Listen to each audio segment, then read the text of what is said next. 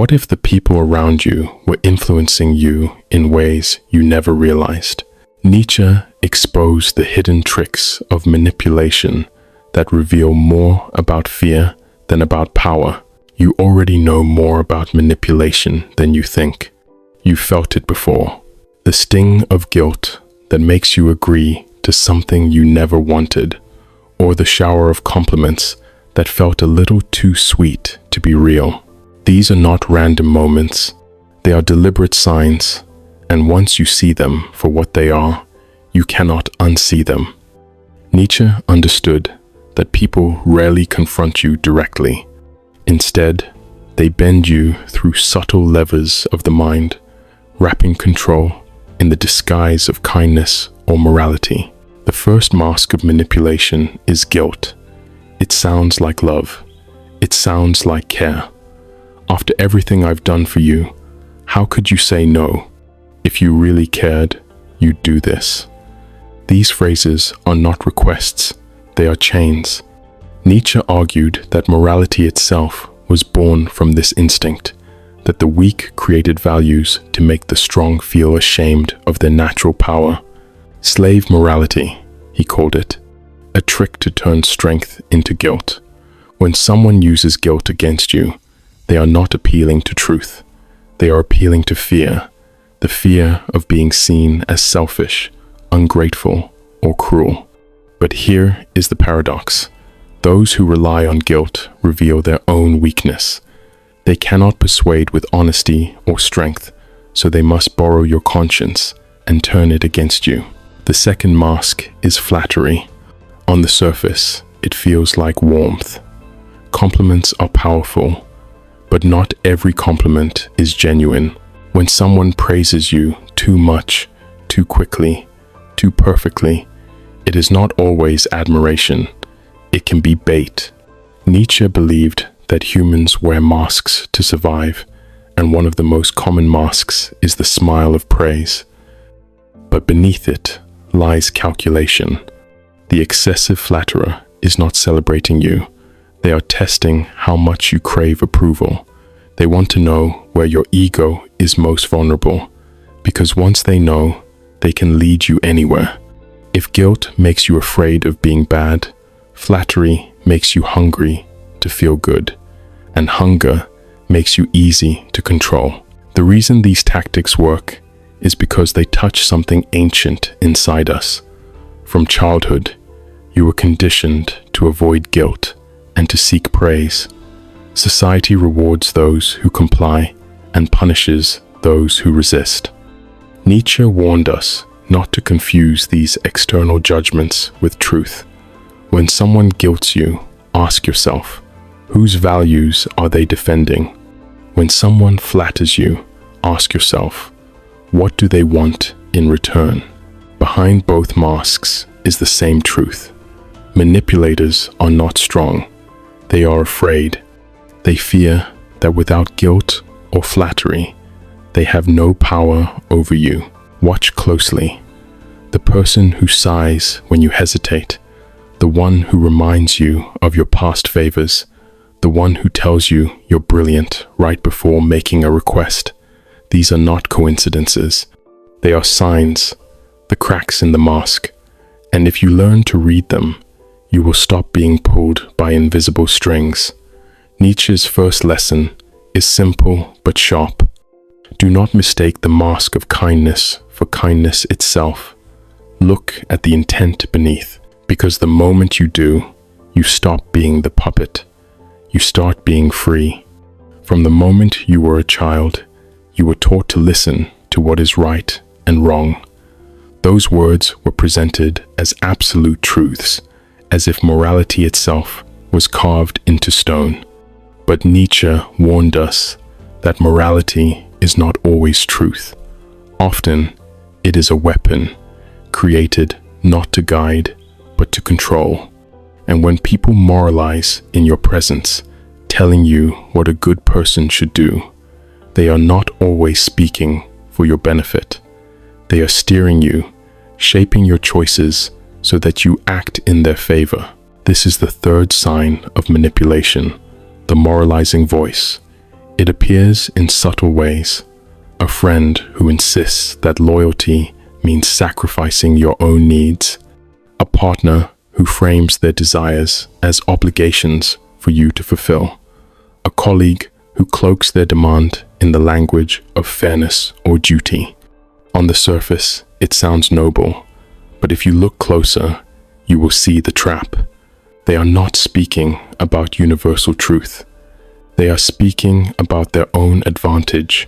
Nietzsche called this the morality of the herd, a system built to tame the individual and keep them from rising above. It takes your natural strength and convinces you that it is selfish, dangerous, or cruel. It tells you that obedience is good and independence is bad. But what is truly happening is simple. They are bending you into compliance without ever admitting that it serves them. The fourth sign is shame. If guilt whispers about your obligations, shame goes deeper, cutting into your identity. Shame says, not only did you do something wrong, you are something wrong. Manipulators know this instinctively. They point at your flaws, your past, your mistakes, and hold them up like mirrors until you want to hide from yourself. Nietzsche saw this clearly in the way societies and religions shaped people.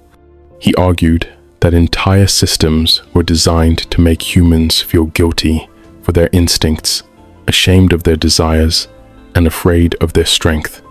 Shame does not uplift, it cripples. It makes you doubt the very core of who you are, and when you doubt yourself, you become easier to direct. Think of how many times someone has said, "A good person wouldn't do that," or "You should be ashamed of yourself." These are not neutral statements, they are calculated moves. When someone uses shame, they are not encouraging growth, they are pulling you down into compliance. The louder the moralizing voice, the more you should ask, who benefits from this? Who gains if I bow my head? Nietzsche believed that to escape manipulation, you must first see how morality can be a mask. Not every appeal to virtue is honest. Not every call to righteousness is pure. Sometimes it is just another way of saying, do what I want. And here is the paradox. The people who wield shame most aggressively are often the ones most afraid of being seen. They attack your instincts because they cannot face their own. They demand purity because they feel corrupted inside.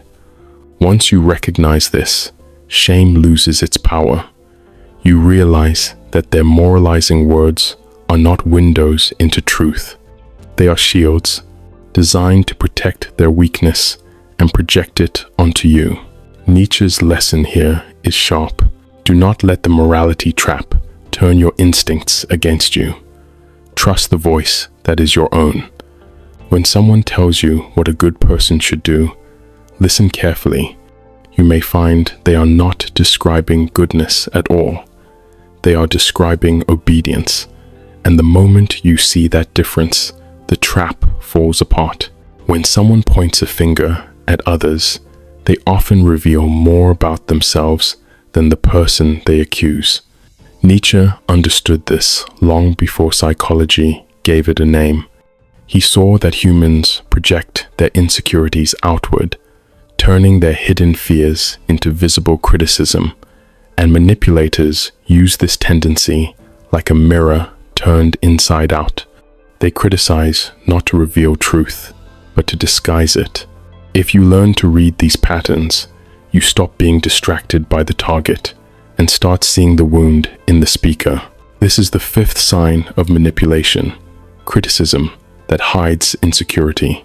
Think about the person who cannot stop mocking arrogance. They roll their eyes at anyone who speaks confidently. They laugh at ambition. They belittle self-expression. On the surface, it looks like they are defending humility, but underneath, they are often terrified of their own smallness. Their hatred of arrogance is really a hatred of the confidence they cannot embody.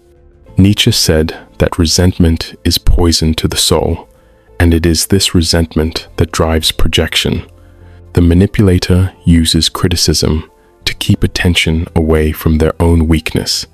Instead of confronting their fear directly, they punish it when they see it in someone else. And if you are unaware, you might even join them, believing their attack is righteous, when in fact, it is a confession. The sixth sign is false virtue signaling. This one is easy to miss because it comes disguised as goodness. You have met the person who loudly proclaims their purity, who constantly reminds others of their moral standards, who always has a lesson to teach about what is right. At first, it feels admirable. They seem so committed, so ethical, so aware.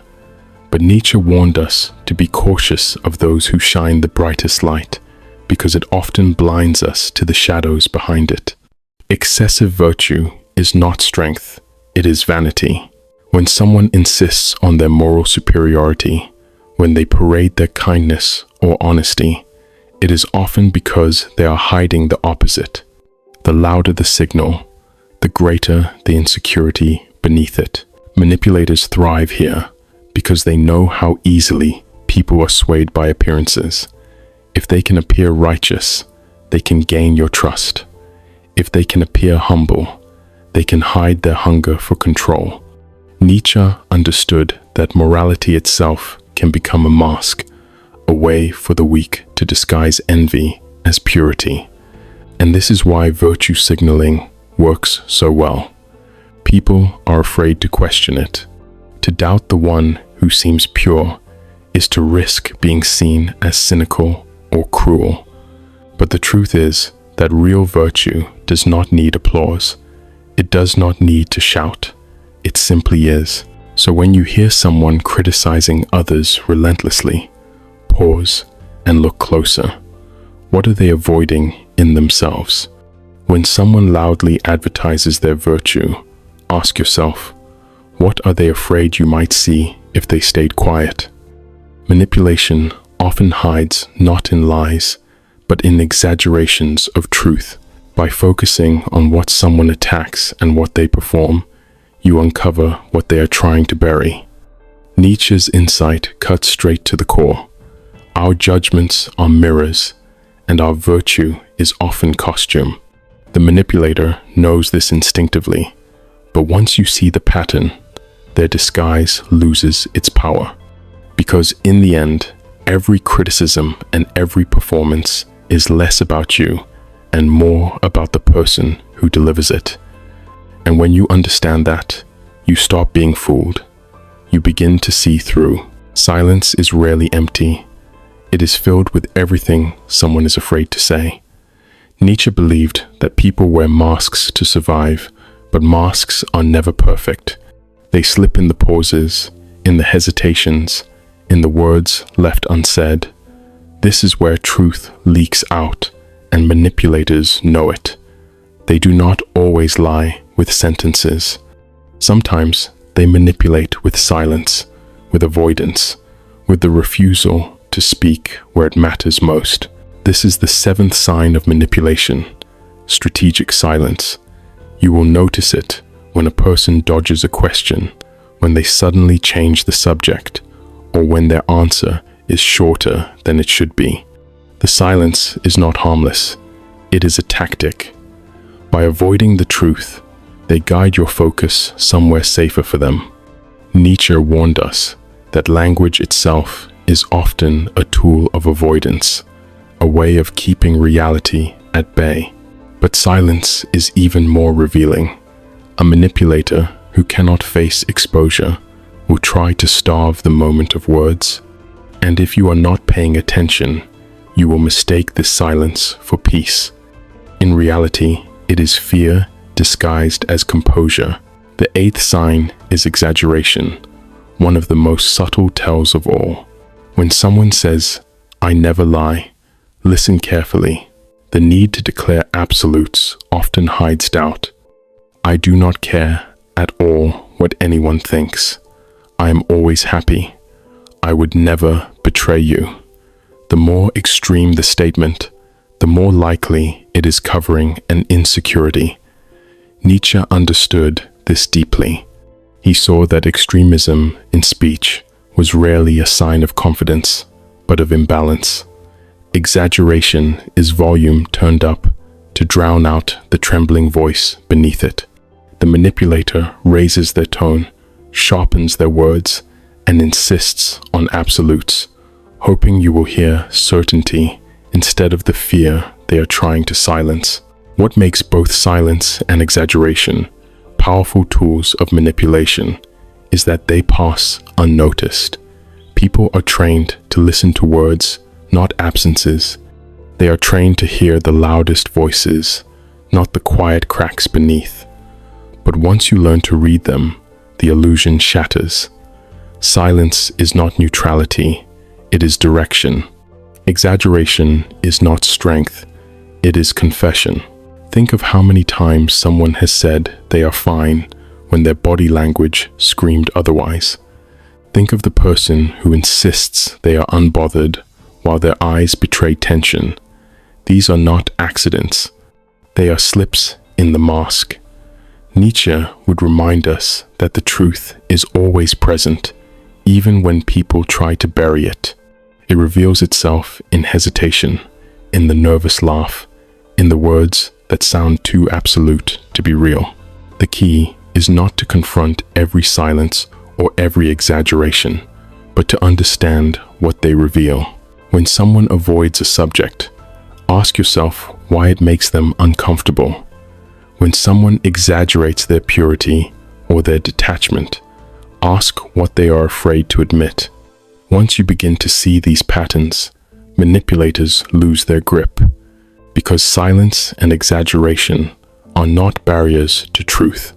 They are maps pointing directly to it, and the more you follow those maps, the clearer people become. There is one form of manipulation that feels heavier than all the rest. It is not hidden behind kind words or gentle pressure. It does not disguise itself with silence or with flattery. It announces itself loudly, through control, through superiority, through the constant need to dominate. At first, it looks like strength. The person who takes charge, who insists on being right, who towers over others with their opinions and decisions. But Nietzsche warned us that what looks like strength is often its opposite. This is not power, it is fear in disguise. This is the ninth and final sign of manipulation: superiority masking inferiority. You will see it in the person who always has to win an argument, even when the subject does not matter. You will feel it in the presence of someone who needs to remind you of their accomplishments, who casually belittles others to stay above them. It may even come from the leader who appears unshakable, but whose confidence cracks the moment they are challenged. What they call strength is a costume. Nietzsche believed that true confidence does not compete. It does not need to prove itself or dominate others. The will to power, at its healthiest, is creative and life-affirming. But when corrupted by insecurity, it twists into a performance of superiority. The louder the display, the weaker the foundation beneath it. Manipulators who rely on dominance do not want connection. They want control. Their fear is simple. If they are not on top, they will be forgotten, ignored, or exposed. Every act of superiority is a shield, a desperate attempt to keep their fragile self from being seen. Nietzsche saw this clearly. He wrote that the man who constantly asserts his strength is the one most terrified of his own weakness, and the more he shouts about being powerful, the more he reveals what he is running from. You can recognize this sign by the patterns it creates. The person who interrupts not to add, but to silence. The one who refuses to admit mistakes, even small ones. The one who turns every disagreement into a battlefield. These are not signs of strength. They are signs of fear. fear of being ordinary, fear of being overlooked, fear of being powerless. And the more they manipulate others through dominance, the more trapped they become in their own insecurity. Nietzsche's lesson here is not only to see through this mask, but to understand what it really means. The domineering person is not your superior. They are not untouchable. They are a human being afraid of their own insignificance. When you see that, their power over you fades. Their dominance no longer intimidates because you recognize it as a confession. And here is the truth that changes everything. The throne of control is built on fear, not on strength. Once you understand that, you no longer have to bow to it. You can step back, see through the performance, and realize that real power is quiet. Real strength does not need to dominate. It simply exists. Nietzsche wanted us to see this so we would not be fooled by the masks of superiority. Because once you do, the manipulator loses their crown and you reclaim your freedom.